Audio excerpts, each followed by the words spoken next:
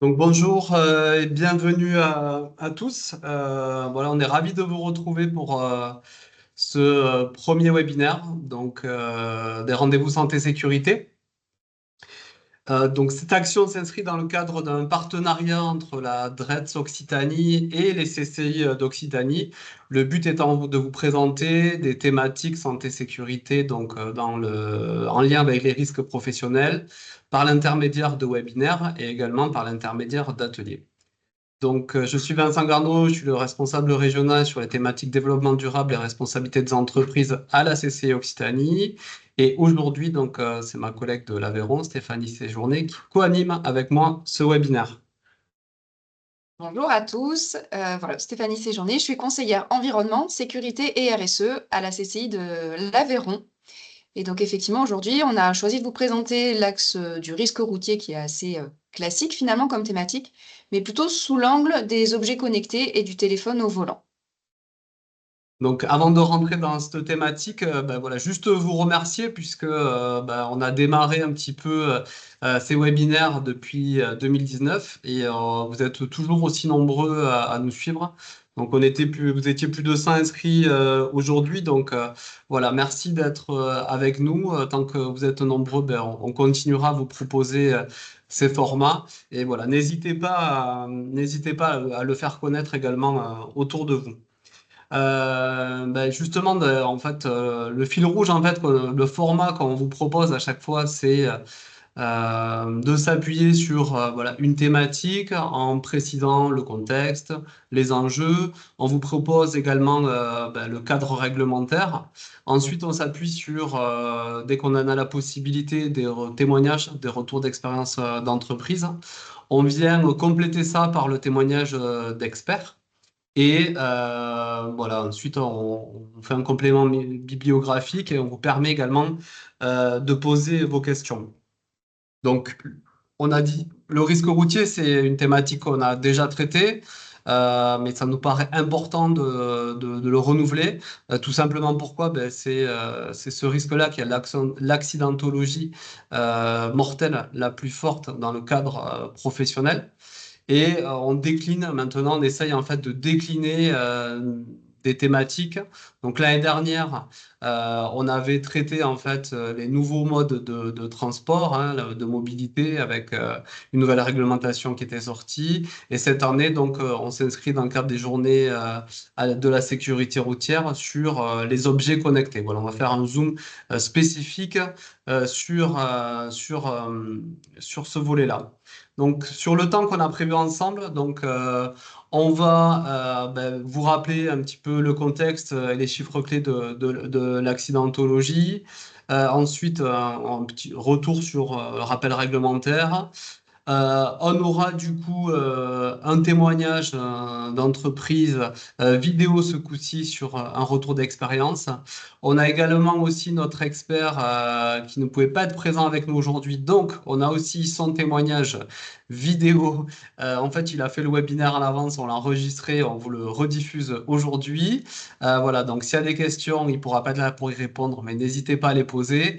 On fera en fait un complément d'information qu'on vous retranscrira en suivant. Voilà, donc, et puis ensuite, il y a un complément méthodologique qui sera apporté sur ce risque-là. Merci du coup à la DRETS, merci à la DREAL, merci à la CARSAT Midi-Pyrénées, merci à Prestal d'amener leur expertise sur ce sujet. Comme annoncé tout à l'heure, le webinaire est enregistré, vous aurez les supports. N'hésitez pas à poser vos questions au fil de l'eau, il y a un temps d'échange qui est prévu à la fin. Voilà, et je passe tout de suite du coup la parole à Christian Montpouillat qui va vous présenter rapidement le PRST.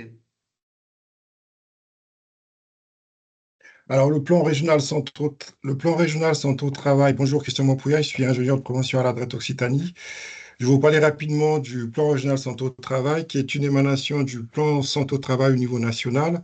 Il s'agit donc d'une transposition du PST. L'idée par rapport au plan régional santé au travail, c'est de fédérer autour des actions de prévention et d'amélioration des conditions de travail. Il s'agit en l'occurrence de développer au niveau territorial des actions partenariales avec toutes les parties prenantes, tous les acteurs de prévention et d'amélioration des conditions de travail, y compris les partenaires sociaux. Alors, sur Occitanie, c'est 5 axes et 16 actions à décliner dans les territoires. Donc, il s'agit pour des actions prioritaires comme le risque routier ou la prévention du risque chimique et même la prévention de la désinsertion professionnelle, de mettre en œuvre des actions co-construites au niveau des territoires. Alors, le PRST mobilise plusieurs acteurs, hein, vous l'avez sur l'écran. Il s'agit de différents acteurs qui opèrent sur le champ de la prévention, aussi bien des institutionnels que la CARSAT, l'ARACT ou le PPBTP pour ce qui concerne le bâtiment et travaux publics. On a également les partenaires sociaux, aussi bien le patronat que les organisations qui représentent les salariés. Voilà pour le PRST. L'idée derrière par rapport au PRST, bien entendu, c'est de décliner des actions concrètes à destination des entreprises, notamment du public et des secteurs les plus touchés, et également de produire des outils qui permettront aux entreprises de s'approprier et de mettre en œuvre des actions de prévention de manière sécure et outillée. Merci Christian Voilà pour pour le cette PRST. introduction. Donc, ce qu'on a prévu, en fait, c'est une petite vidéo teaser pour ben, voilà, se mettre dans l'ambiance de la thématique du jour.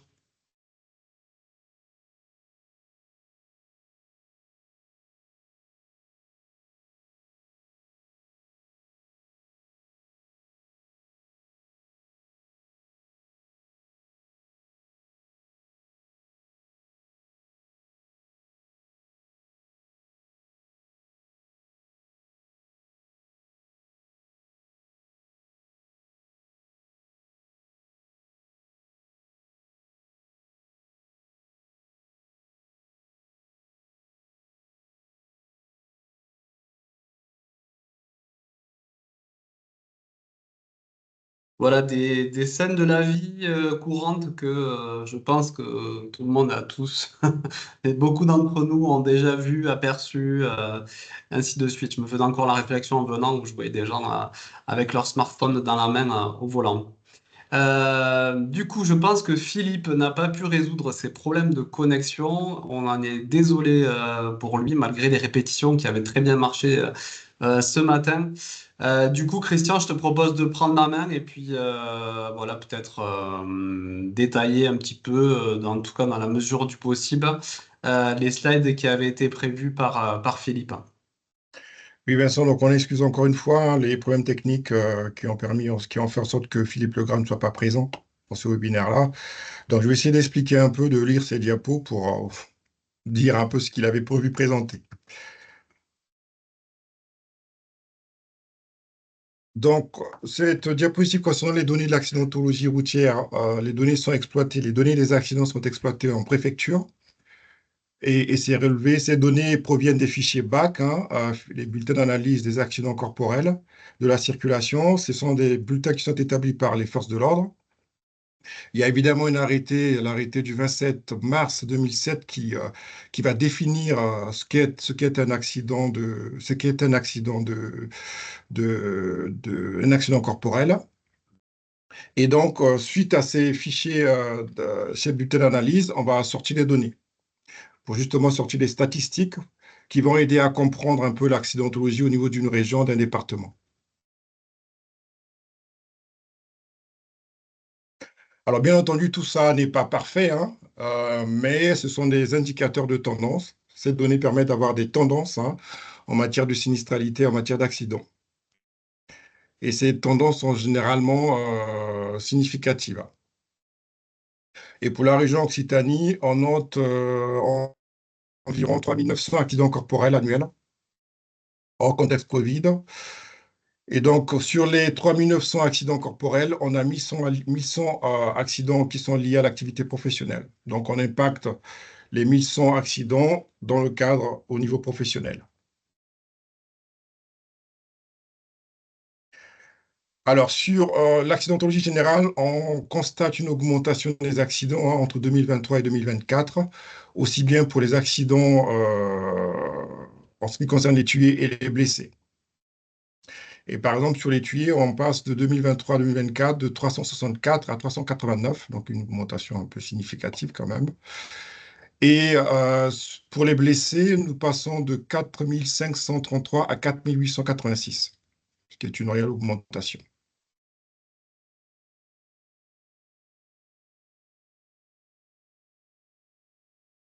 Alors, en ce qui concerne l'évolution du nombre d'accidents en Occitanie entre 2019 et 2023, depuis 2019, on constate au fait une évolution un peu. En 2019, il y a eu une baisse jusqu'en 2020, peut-être liée à la crise sanitaire. Et ensuite, on a une augmentation en 2021 et une légère, alors, si on peut appeler ça une stabilisation, mais en toute proportion gardée, hein. Donc en 2023, nous sommes à 3572 accidents en Occitanie.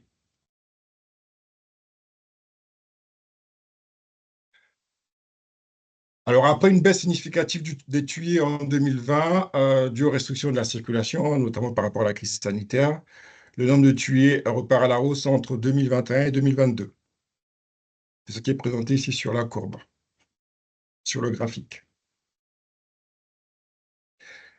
Et concrètement, par rapport au nombre de tués, on a une baisse significative également en ce qui concerne les tués et les blessés en 2020. Concernant les déplacements liés à l'activité professionnelle, on observe une tendance globalement orientée à la baisse sur l'ensemble de la période, c'est-à-dire entre 2019 et 2023. L'année 2023 voit le nombre de tués repartir à la hausse par rapport à l'année précédente, c'est-à-dire 2022. Et cette évolution à la hausse dépasse le niveau d'avant la crise sanitaire, c'est-à-dire 2020. Alors là, il s'agit de comparer la sinistralité par rapport aux différents départements en Occitanie. On en a 13, pour rappel. Et donc, l'Aveyron et la Haute-Garonne ont les plus forts taux d'accidents, avec respectivement 33% et 34%. Donc, 33% pour l'Aveyron et 34% pour la Haute-Garonne. Il y a peut-être certainement plus de circulation, une densité au niveau de la route par rapport à Haute-Garonne, on va dire, mais les chiffres sont quasiment identiques entre 33 et 33% et 34%. Voilà, la nuance, elle est très faible là-dessus. Et donc, c'est ces deux départements qui se partagent également les taux de blessés, hein. Nous sommes à 32%. Voilà pour la comparaison entre les différents départements en ce qui concerne la sinistralité routière. Et là, quand on regarde les catégories d'usagers impactés en Occitanie sur la même période, 2019 et 2023, 2019 à 2023, on constate que dans les accidents en milieu professionnel, les véhicules légers et les véhicules utilitaires sont impliqués à 94%.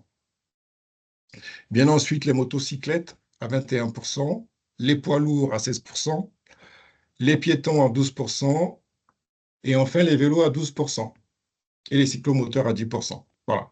Donc globalement, on reste toujours sur les véhicules légers et les utilitaires en termes d'usagers impactés en Occitanie sur la période 2019 et 2023.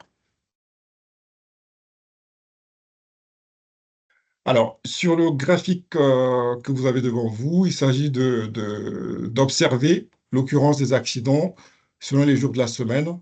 Et donc, le graphique indique que les accidents se produisent principalement les jours de la semaine, avec un maximum les vendredis, donc départ en week-end, fin de la semaine, peut-être. On enregistre donc un plus grand nombre d'accidents entre 7h et 9h et entre 17h et 19h.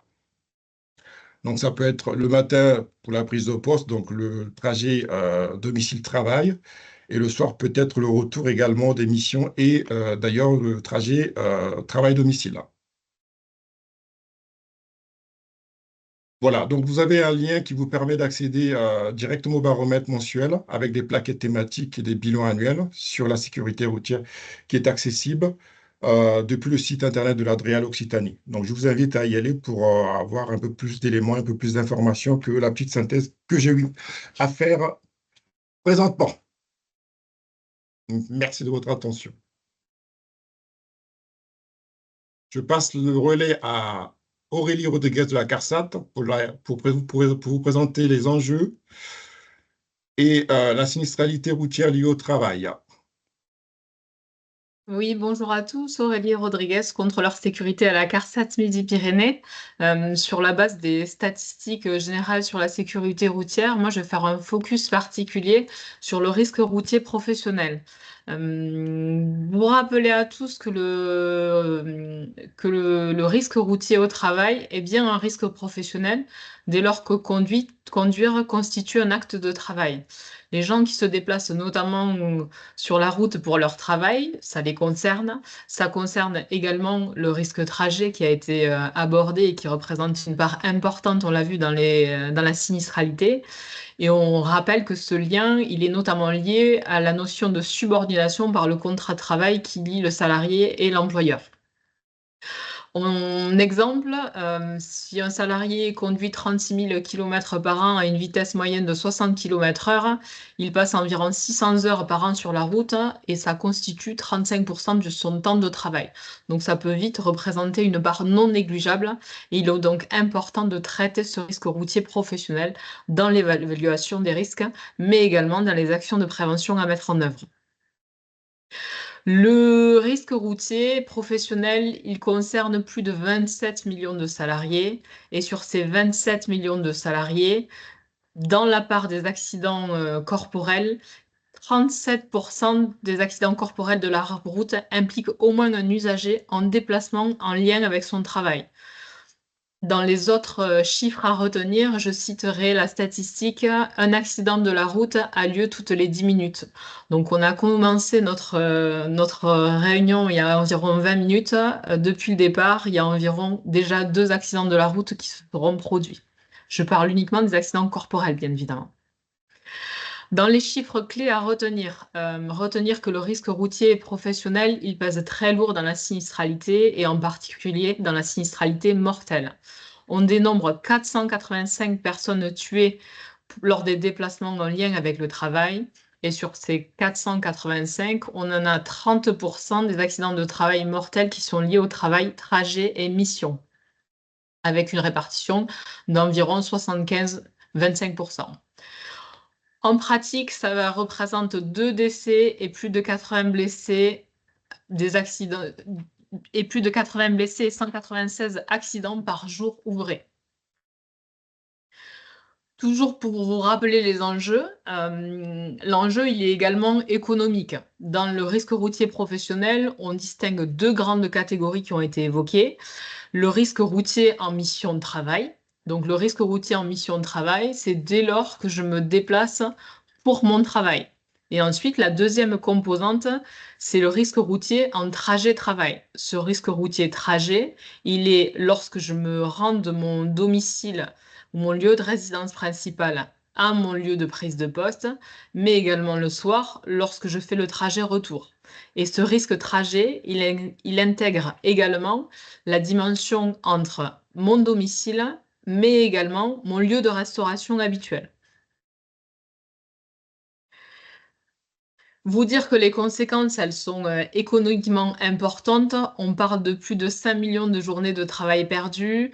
On parle de l'équivalent de 18 000 salariés arrêtés toute une année en lien avec les accidents liés à la route et en moyenne 89 jours d'arrêt. Vous rappelez également que dans la composante sur les accidents, on a environ 1 décès sur 10 qui concerne un travailleur embauché depuis moins d'1 mois.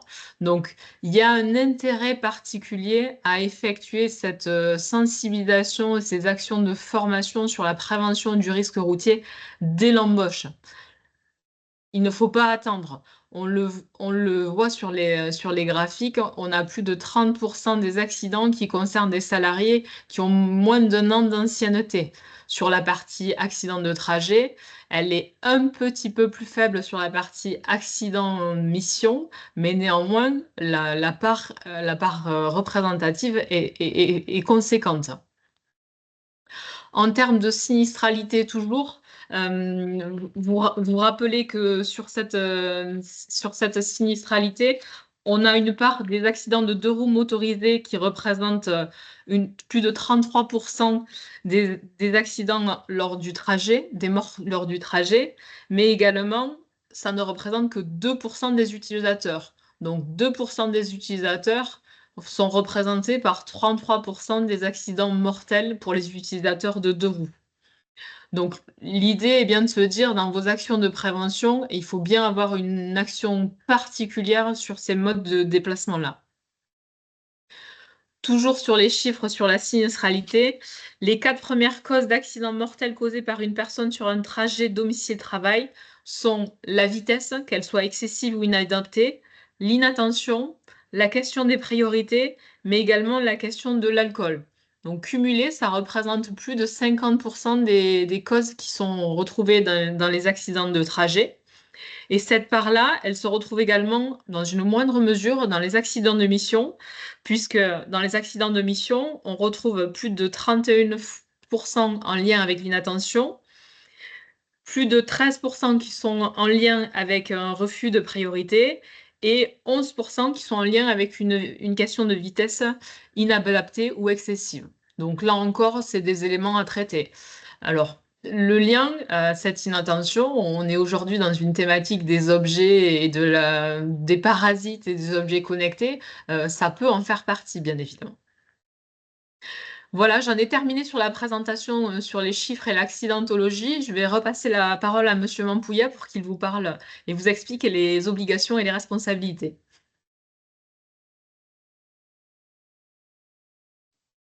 Merci Aurélie pour le cadrage par rapport au risque routier professionnel. S'agissant des obligations et responsabilités, on sait bien que le risque routier professionnel fait intervenir plusieurs codes, on va dire. Il y a le code civil, le code pénal, le code de la route et le code du travail. Et donc, moi, je veux me limiter sur ce qui concerne le code du travail. Et dans le code du travail, on n'a pas de disposition spécifique, comme on peut l'avoir sur le risque chimique, par exemple, ou le risque lié au bruit. Et donc, du coup, ce qui va s'appliquer, ce sont les obligations générales de prévention. Mais avant de rappeler les obligations générales de prévention, il convient de se mettre d'accord sur ce qui a été dit initialement, c'est-à-dire que le risque routier est un risque professionnel comme tous les autres risques, donc il mérite d'être évalué. Ensuite, les actions de la route doivent être analysées justement. Et dans le cas de l'évaluation du risque routier, on doit mettre en place des mesures de prévention qui vont permettre de supprimer, limiter, réduire le risque au niveau le plus bas. Je parle du risque routier, bien entendu. En ce qui concerne les obligations générales de prévention, on a un article qui pèse, qui est le fondement de tout, c'est-à-dire l'article L4121-1 du Code du travail, qui stipule que l'employeur doit prendre les mesures nécessaires pour garantir la santé physique et mentale des travailleurs. Et donc, pour répondre à cette obligation, l'employeur doit prendre 3 mesures qui sont indiquées en bleu sur la diapositive. La première mesure porte sur la mise en œuvre des mesures des actions de prévention. La deuxième mesure sur des actions d'information et de formation. Et la troisième mesure porte sur la mise en place d'une organisation et des moyens adaptés.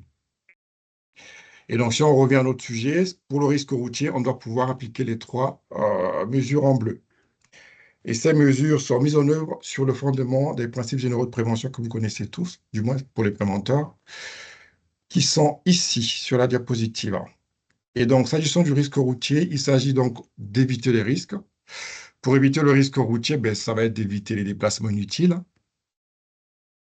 éviter les déplacements qui peuvent être évités, c'est-à-dire on peut remplacer les déplacements par des visios, par les nouvelles technologies actuellement utilisées, des réunions à distance, du télétravail. Donc voilà, on a quand même des solutions actuellement qui permettent d'éviter les déplacements inutiles. Ensuite, au principe numéro 4, par exemple, vous avez ce principe qui voudrait qu'on adapte le travail à l'homme, notamment sur le choix des équipements de travail et des méthodes de travail et de production. En l'occurrence, ici, on va aussi veiller donc à l'organisation, au choix des équipements de travail. Et sur le risque routier, ça va être plutôt sur les types de véhicules, les embarquements en termes de sécurité qu'il y a sur le véhicule, aussi bien un véhicule léger qu'utilitaire. On va également regarder sur tout ce qui est vélo, trottinette électrique, ce qui est mis en œuvre au niveau de l'entreprise en termes d'options, d'options de sécurité. Le 5e principe voudrait qu'on tienne compte de l'évolution des techniques. En l'occurrence, on est aussi sur tout ce qui est évolution technique au niveau des véhicules et tous les engins de mobilité qu'on a actuellement en circulation. Donc, pour l'entreprise, il s'agit de choisir des véhicules qui sont dotés d'un certain nombre d'éléments techniques qui vont permettre de garantir la sécurité. Le principe numéro 7 demande de planifier la prévention dans un ensemble cohérent Et cet ensemble cohérent tient compte de la technique, de l'organisation du travail, donc l'organisation des déplacements, sur les conditions de travail en tant que telles également. Et le dernier principe voudrait qu'on donne les instructions appropriées aux travailleurs. Et notamment sur les instructions appropriées, on fait le lien avec tout le sujet de notre, le focus de notre webinaire, c'est-à-dire les objets connectés, donc l'usage du téléphone au volant. À partir du moment où on a une instruction propre et claire, au niveau de l'entreprise, à travers une charte, à travers un protocole, l'idée, c'est de demander aux travailleurs de respecter ces protocoles-là et ces chartes-là, et pour garantir justement la sécurité des travailleurs. Alors, le risque routier doit être intégré dans le DUERP. C'est une obligation qui date de 2001, en l'occurrence. Et donc, le DUERP, c'est un document élaboré par l'employeur. Donc, c'est une obligation qui pèse sur l'employeur. Et cette obligation porte sur le recensement des dangers potentiels, donc le recensement des différents risques encourus par l'ensemble des travailleurs de l'entreprise, d'évaluer donc ces risques encourus par les salariés et de planifier par la suite des mesures de prévention qui vont permettre soit de supprimer le risque, soit de limiter, de le réduire au niveau le plus bas. Et donc, il faut percevoir le DUERP comme un outil de prévention. C'est d'ailleurs un outil dynamique qui s'inscrit dans un cadre participatif. Il s'agit ici d'associer toutes les parties prenantes de l'entreprise, tous les salariés, toutes les catégories socio-professionnelles de l'entreprise, pour derrière créer une adhésion forte par rapport aux mesures de prévention qui seront mises en œuvre pour supprimer et limiter le risque. Et donc, le DUERP, c'est une obligation qui pèse sur l'employeur, mais l'employeur peut mobiliser plusieurs acteurs, des acteurs pour l'accompagner justement à la mise en œuvre de son obligation. Il s'agit en l'occurrence en première ligne des SPST, donc les services de prévention en santé au travail, ex-médecine du travail, des CARSAT, l'ARACT, Agence régionale d'amélioration des conditions de travail, l'OPP-BTP pour ce qui concerne le BTP, la MSA pour le milieu agricole, et les intervenants en prévention des risques professionnels qui existent, les intervenants en prévention des risques externes en l'occurrence. Donc l'employeur n'est pas seul face à cette obligation-là, il peut s'associer, il peut s'entourer et se faire accompagner pour répondre à cette obligation réglementaire. Enfin, un petit rappel sur le décret 2022-395 du 18 mars 2022. Ce décret voudrait en fait que par rapport à chaque risque identifié dans le cadre du RP, que les entreprises de plus de 50 salariés mettent en place, établissent un programme annuel qu'on appelle PAPRI-Pacte, le programme annuel de prévention des risques professionnels et d'amélioration des conditions de travail. Donc, l'intégration du risque routier dans le DU devrait faire figurer dans le programme annuel de prévention des risques professionnels et d'amélioration des conditions de travail des éléments en termes de prévention, des mesures concrètes en termes de prévention du risque routier professionnel. A contrario, les entreprises de moins de 50 doivent établir les listes de mesures de prévention. Donc, il est important de le rappeler, ça fait quand même 3 ans que l'obligation existe. Hein. Donc, le PAPRI-Pacte est bien en vigueur depuis 3 ans pour les plus de 50. Et donc, pour les moins de 50, c'est bien entendu une liste de mesures de prévention qu'il faut mettre en œuvre. Alors, pour prévenir le risque routier, il y a bien 4 domaines de prévention. Il y a l'organisation et le management de déplacement, ça a été rappelé peut-être précédemment, et ça va être encore renforcé en termes d'infos, de précision par la présentation de Tamara qui fait partie du SPST Prestal.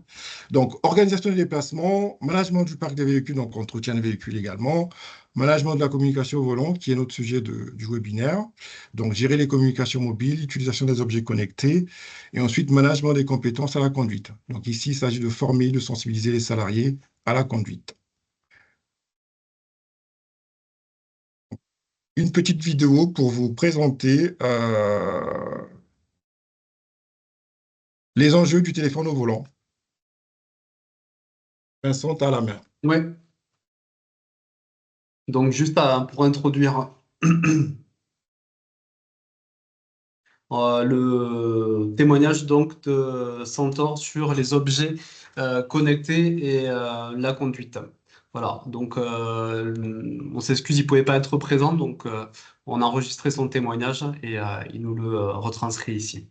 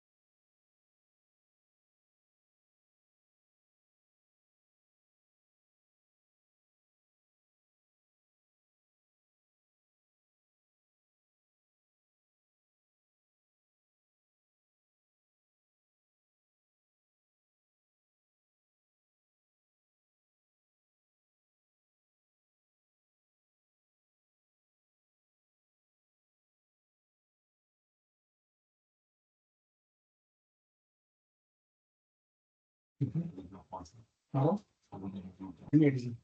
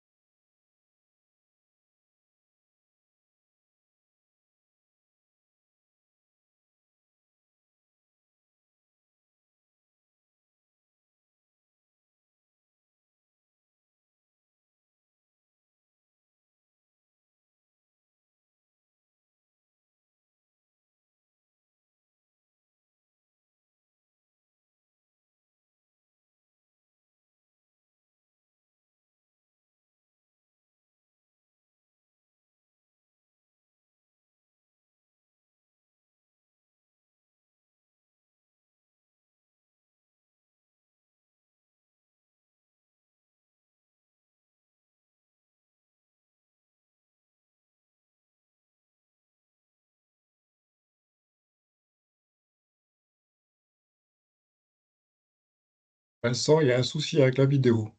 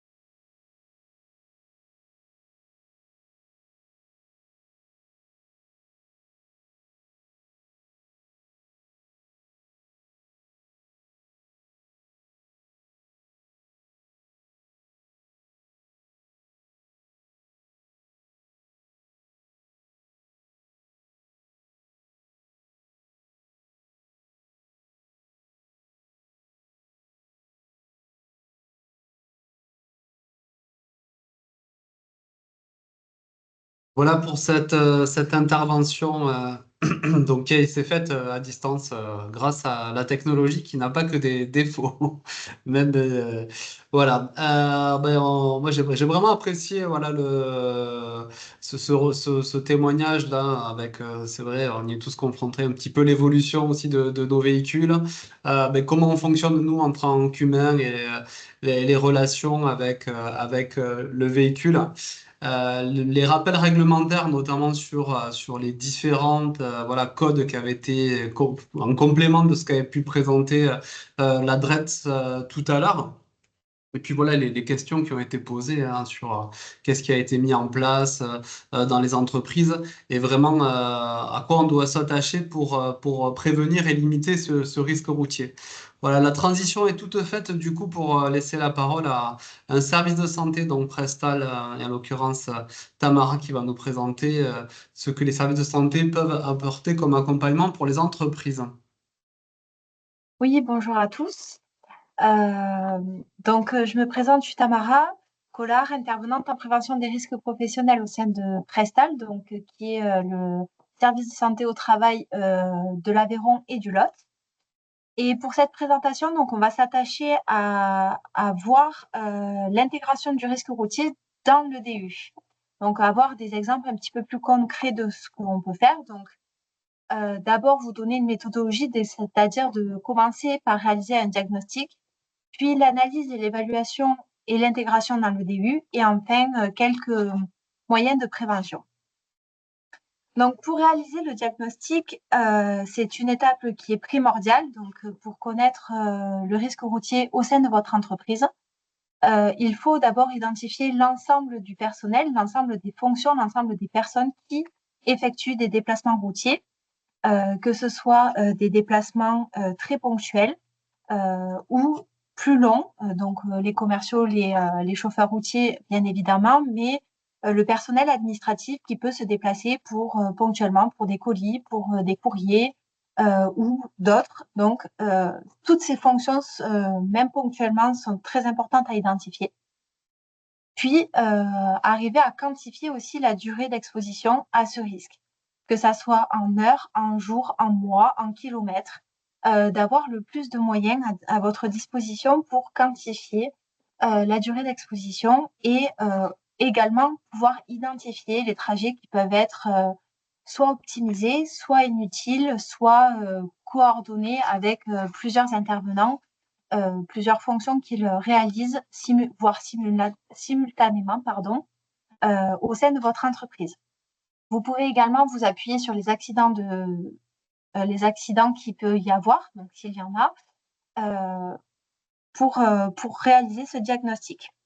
Il y a 2 documents qu'on peut vous conseiller, donc à utiliser en complément ou seul, pour avoir déjà une orientation. Donc, il y a l'autodiagnostic du PRST 3 ou le guide de l'INRS, le D 6352, qui peuvent être des outils pour vous orienter, qui vont reprendre l'ensemble des points qui ont déjà été évoqués, les 4 axes ou encore les points qu'on va aborder prochainement. Donc, dans l'analyse et dans l'évaluation concrètement, pour rappel de ce qui a été dit, faut pas négliger l'accident de trajet. Donc, vraiment qui concerne le trajet entre le domicile et le travail. Et également les petits détours que l'on peut faire pour les actes essentiels de la vie, comme aller chercher son enfant chez la nounou ou aller chercher du pain, qui sont des détours donc vraiment raisonnables. L'accident ne sera pas considéré si vous êtes chez la nounou et que vous tombez. Là, ce n'est pas un accident de trajet, mais c'est vraiment l'accident quand vous êtes dans votre véhicule. Donc ça, c'est un point important à prendre en compte, comme on l'a dit. Ici, je vous présente donc un exemple de DU que nous proposons au sein de Prestal. La trame est assez commune à tout le monde. Donc, dans la situation de travail, c'est là où on va vraiment venir y mettre toutes les informations de l'autodiagnostic que vous aurez pu récolter en termes de kilomètres, de fonctions, etc. Comme l'accident de trajet va concerner l'ensemble de vos salariés, il est possible dans l'unité de travail, donc pour rappel, une unité de travail va regrouper l'ensemble des fonctions ou des postes qui sont soumis au même risque, créer une unité de travail sur les risques généraux et inclure sur les déplacements professionnels l'accident de trajet. Ou alors faire le choix de dupliquer cette ligne pour chacune des fonctions accident de trajet et accident de routière mission. Ici, je vous présente donc un petit exemple pour vraiment, je vais vous présenter 2 exemples. Donc le premier, la secrétaire qui va se rendre 2 fois par semaine pour aller poster du courrier. Elle va prendre un véhicule de service et effectuer les 5 km aller-retour. Ce trajet lui prend habituellement 15 minutes en fonction de la circulation. Donc ici, on a plusieurs éléments. Donc dans la situation de travail, on va mettre le déplacement type qu'elle va effectuer, le nombre de temps et de kilomètres moyenne qu'il lui faut pour réaliser ce détour. Et on va venir l'évaluer donc en termes de fréquence. Donc ici, on voit que c'est quelque chose qui est 2 fois par semaine. Donc en fonction des critères d'évaluation que vous pouvez voir, ça va correspondre à moins de 30 minutes par jour et c'est pas tous les jours. Donc c'est pour ça qu'on a mis 1. Et la gravité. Donc la gravité, on est souvent sur une fréquence, une gravité de 3 ou 4. Plutôt 4 parce qu'on sait que le risque peut être mortel. Même sur une très courte distance. Après, c'est à libre appréciation des personnes qui vont rédiger le DU, mais c'est un conseil qu'on dit, donc ça sera souvent très grave. Donc, et donc, la fréquence et la gravité se multiplient. Donc, on arrive à un risque potentiel qui est à 4. Et les moyens de prévention qu'on peut voir dans cet exemple, donc elle va utiliser un véhicule de service, donc qui va être fréquemment révisé et entretenu.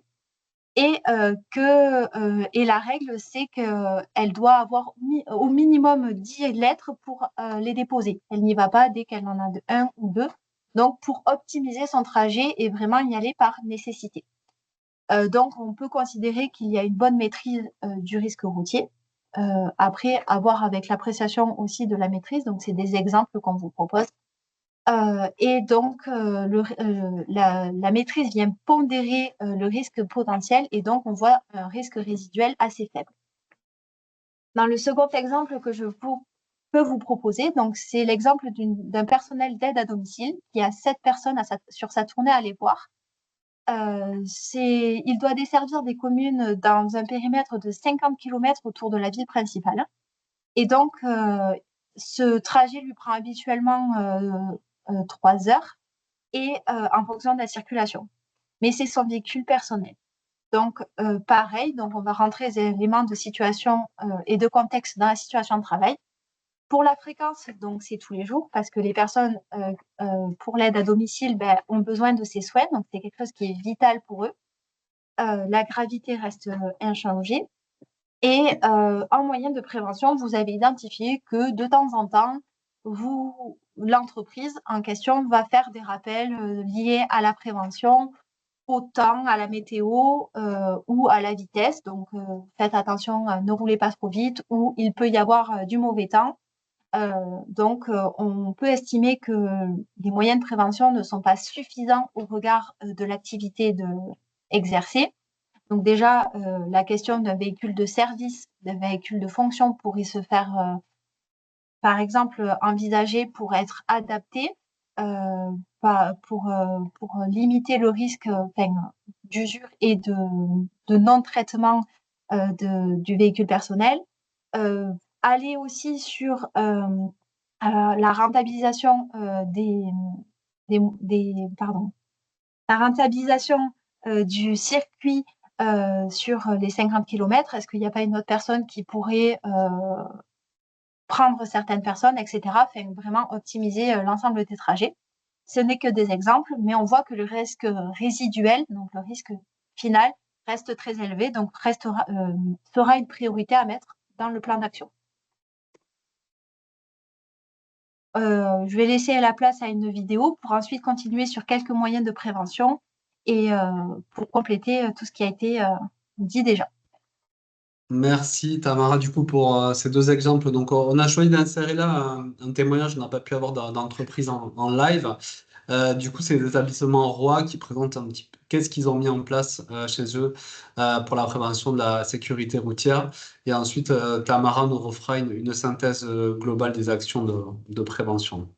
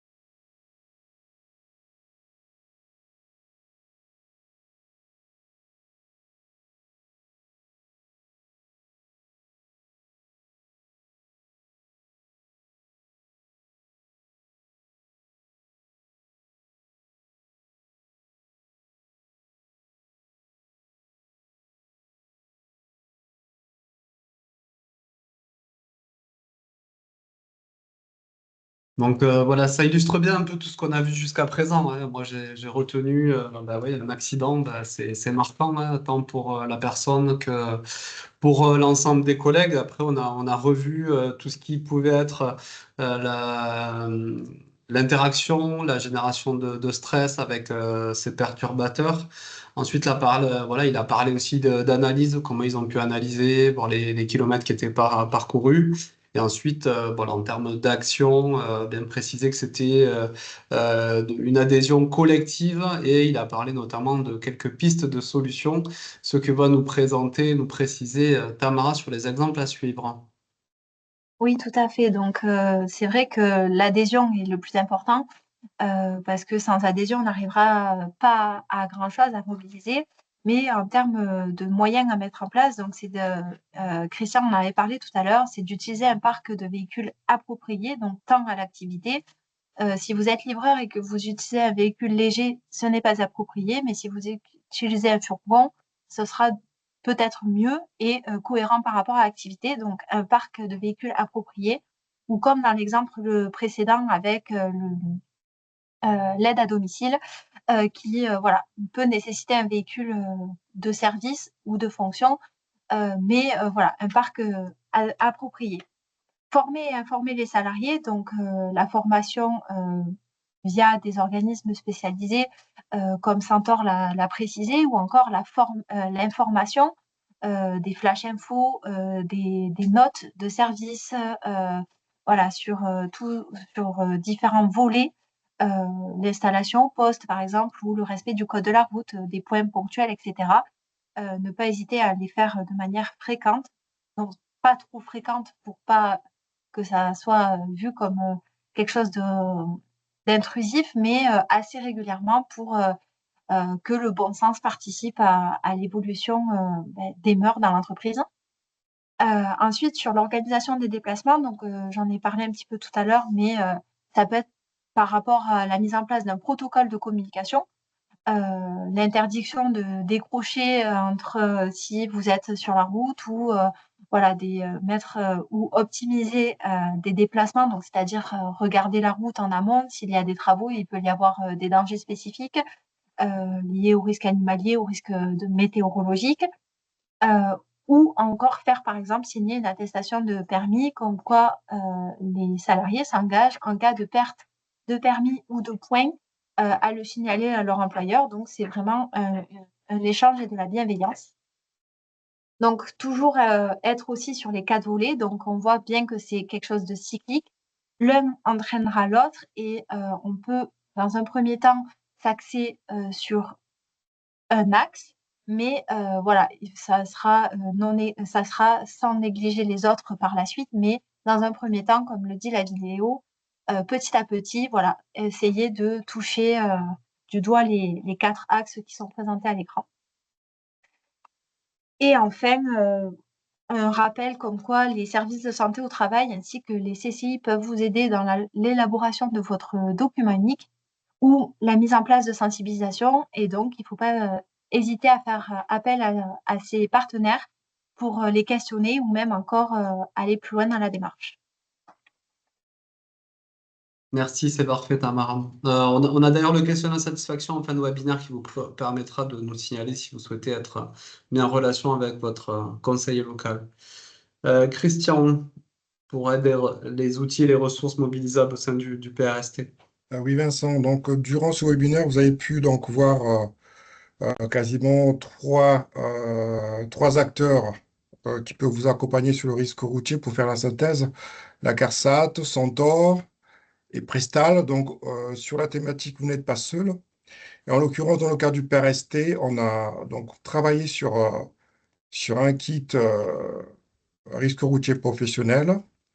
L'enjeu du PRST, c'est d'ailleurs pour les entreprises d'informer, de sensibiliser les employeurs et les entreprises sur la thématique donc du risque routier pro et de promouvoir l'intégration de ce risque dans le DURP.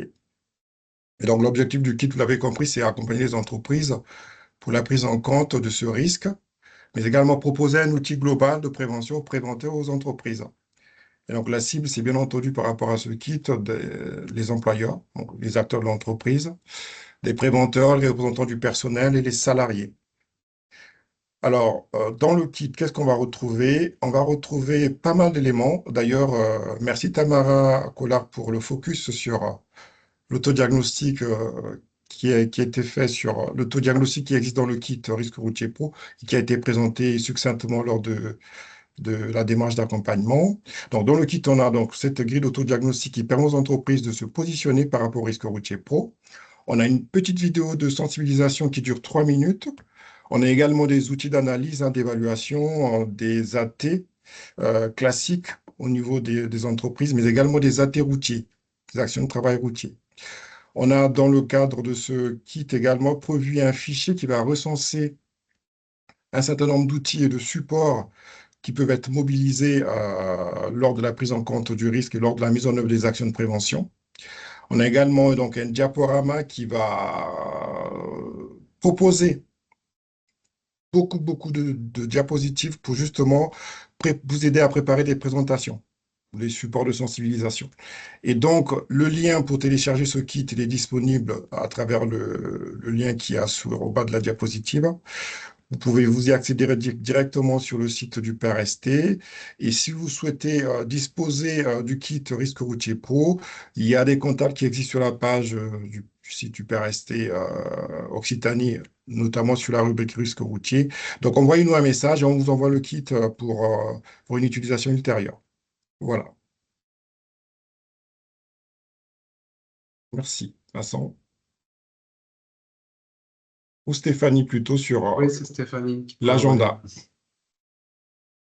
Oui, merci Christian. Effectivement, c'est plutôt moi qui prends le relais. Alors très rapidement, en fait, c'est juste pour vous faire part à nouveau de petits liens qui peuvent être utiles dans le cadre de votre démarche de prévention de ce risque. Avec en particulier, et d'ailleurs, on s'est appuyé sur ces ressources-là pour élaborer le webinaire d'aujourd'hui, les outils qui sont proposés par la sécurité routière en Occitanie. Puisque je le rappelle, en effet, le webinaire d'aujourd'hui s'inscrit dans le cadre de nos journées de la sécurité routière au travail 2025, donc qui a démarré lundi et se termine demain. Voilà.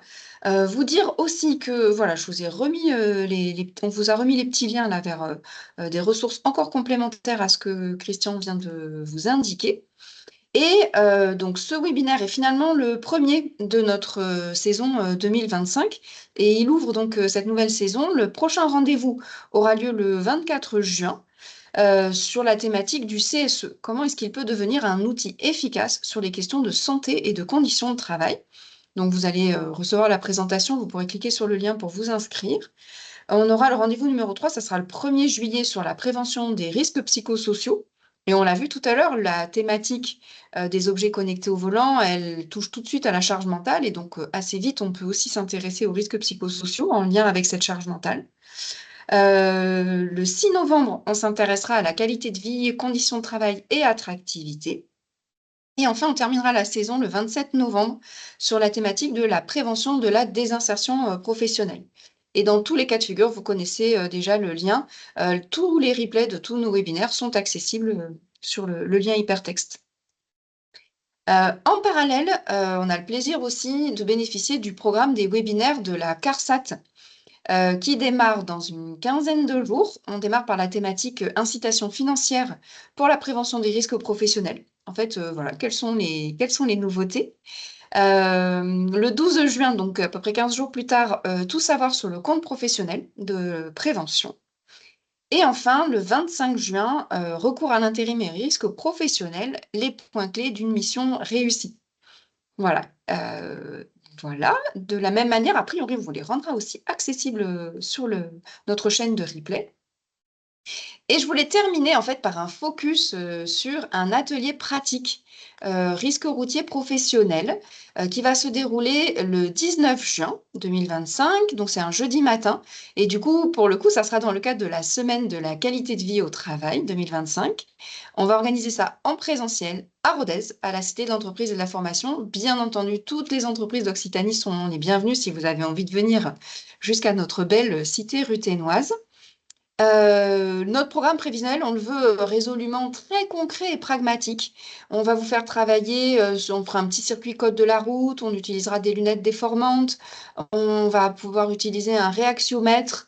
Enfin voilà, en tout cas, pour vous donner un petit avant-goût, je vous ai fait un petit retour en images de notre édition 2024 qui s'était déroulée l'année dernière au mois de novembre. Vous voyez, on avait déjà utilisé les lunettes déformantes. Tamara nous avait expliqué, nous avait donné plein de conseils pour s'installer convenablement à notre poste de conduite, justement, pour ne pas avoir de problèmes de troubles musculo-squelettiques pendant la conduite et du coup bien focaliser notre attention. Et on s'était un peu challengé sur un petit quiz risque routier. Donc voilà, bien sûr, je reste à votre disposition si vous avez envie de vous inscrire et vous allez bientôt de toute façon recevoir les liens pour vous inscrire si vous le souhaitez. D'autres rendez-vous sont organisés, c'est en particulier les ateliers OIRA. Donc, Tamara évoquait tout à l'heure des ateliers collectifs pour rédiger vos documents uniques. On les fait en partenariat avec la CARSAT sur l'outil OIRA. Donc là, vous avez toutes les dates en Occitanie. Et on fait la même chose sur le risque chimique, également en partenariat avec la CARSAT. Alors, il y a quelques dates qui ont bougé. Je vous invite à vous rapprocher de votre conseiller local. Voilà, je pense en particulier en Aveyron, notre atelier CIRICH n'a pas eu lieu le 6 mai, il a été reporté au 9 septembre. Voilà, de la même manière, n'hésitez pas à prendre contact pour plus d'informations sur cette évaluation du risque chimique. Et voilà, je remercie à nouveau nos intervenants. Philippe, voilà, vous n'avez pas pu vous connecter, mais je vous remercie du fond du cœur malgré tout. Un grand merci à Aurélie de la CARSAT Midi-Pyrénées pour votre présentation. Un grand merci à Christian de l'adresse Occitanie. Un grand merci à Dominique Fillon pour cette présentation qui était vraiment extrêmement intéressante de Centaure et à Tamara de Prestal. Vraiment un grand merci pour vos présentations. Je vous propose maintenant un petit temps d'échange sur vos questions. Alors finalement, on n'en a pas eu trop jusqu'à présent. N'hésitez pas à continuer à les poser dans la conversation si jamais l'inspiration vous vient maintenant. Je sais que théoriquement, il ne nous reste plus que 3 minutes à notre réunion parce qu'on a démarré avec 10 minutes de retard et j'en suis désolée. Il y avait notamment une question pour toi, Christian, qui est apparue au moment où tu présentais les 9 principes généraux de prévention. Et tu as reprécisé qu'on doit toujours pouvoir bénéficier des dernières avancées techniques, en fait, dans le cadre du travail, et que ces éléments-là contribuent à réduire l'exposition au risque professionnel. Qu'est-ce que tu pourrais nous donner comme exemple d'évolution technologique en matière d'équipement pour prévenir le risque routier professionnel? Donc ça, c'est la question qui nous a été posée par David, et je l'en remercie. Et j'ajoute qu'effectivement, ça vient bien compléter la présentation de Dominique Fillon, dans le sens où on a plutôt l'impression que les évolutions technologiques de nos véhicules vont plutôt à l'encontre de la prévention du risque professionnel, parce qu'on a des choses de plus en plus compliquées, qui captent de plus en plus notre attention, qui génèrent en eux-mêmes une charge mentale. Et du coup, c'est peut-être pas tant des aides à la conduite que ça, et peut-être pas tant des facteurs de réduction du risque. Oui, alors Stéphanie, effectivement, il y a dans les progrès techniques, effectivement, il faut considérer trois domaines. Le premier domaine, c'est plutôt tout ce qui a trait au système avancé d'assistance. Et dans ce domaine-là, on va retrouver tout ce qui est freinage d'urgence, détection d'angle mort, assistance au maintien de voie. Donc ça, je pense que c'est très utile par rapport à la sécurité sur la route. On a également en deuxième lieu un domaine qui a trait avec les interactions entre les véhicules et aussi les interactions entre les véhicules et les infrastructures. Et dans ce cadre-là, on va retrouver donc toutes les interactions qui permettent de détecter en circulation les obstacles, les infrastructures et les véhicules qui sont en circulation en même temps que nous qui conduisons. Ça, c'est quand même une avancée plutôt positive. Donc, on parle de V2V et puis V2I. Donc, V2V, véhicule to véhicule, donc voiture, c'est le B2B, là, l'exemple type, c'est ça. Donc, interaction entre les véhicules et puis interaction entre les véhicules et les infrastructures. En dernier domaine, c'est plutôt tout ce qui a trait avec la surveillance et la détection améliorée. Dans ce cadre-là, on a tout ce qui est vision nocturne, caméra 360, surveillance de la pression des pneus. Et donc, quand on se décide pour une entreprise d'acquérir tout ce qui est véhicule de service, véhicule de fonction, véhicule utilitaire, il faut tendre vers les véhicules qui comportent tous ces éléments-là qui vont aider à la conduite et optimiser la prévention en termes de conditions de circulation et d'évitement des risques, bien entendu, et d'accidents. Voilà.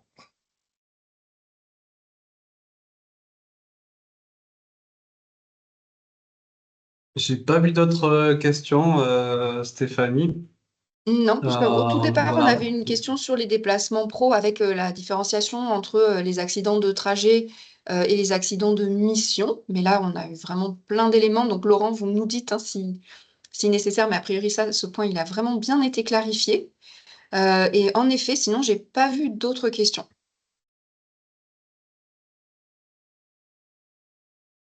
On avait peut-être évoqué juste une d'entre nous, vu que voilà, il est pile 16 heures, donc à la limite, s'il n'y a pas d'autres questions, on va conclure là-dessus. Mais dès qu'on s'était posé la question des chartes, voilà, comment ça fonctionne un petit peu, puisque c'est peut-être voilà, un point d'entrée collectif, en tout cas, pour faire adhérer le personnel, puisqu'on a vu que c'était un des points clés de la réussite, hein.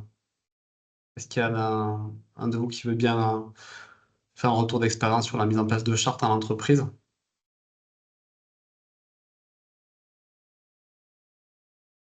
Moi, je veux bien en toucher quelques mots. Donc, du coup, on a vu que le risque routier, il est omniprésent, que dans les axes importants de prévention, il y avait l'idée d'organiser à la fois les trajets, mais également les communications, puisque malgré tout, même lorsque le trajet est organisé, il y a toujours cette tentation, lorsque le téléphone sonne, de prendre l'appel. Et donc l'idée, voilà, c'est d'étayer ça et de le travailler en amont, donc vraiment en prévention primaire pour éviter l'accident sur des bonnes pratiques. Dans certains cas, ça peut être tout à fait informel, hein. On a des entreprises qui nous disent avoir un code en disant j'appelle et à la troisième sonnerie, si c'est pas urgent, je raccroche, comme ça mon collaborateur il sait que c'est pas urgent, il me rappelle un petit peu plus loin. On a aussi vu des entreprises dans des chartes s'engager dans les protocoles de communication sur le fait de réserver des créneaux de disponibilité justement pour pouvoir joindre ses collaborateurs, notamment voilà, les commerciaux qui sont bien souvent sur la route sur des temps assez importants. Bon, mais très bien, merci pour ces compléments d'information. Du coup, s'il n'y a pas d'autres questions, on va conclure. Donc, merci à l'ensemble des intervenants. Et puis, écoutez, on vous transfère les supports. N'hésitez pas à revenir vers nous si vous avez besoin d'éléments complémentaires. Et sinon, on vous donne rendez-vous du coup le 24 juin pour la thématique du CSE. À très bientôt et bonne fin d'après-midi. Merci à tous, à bientôt.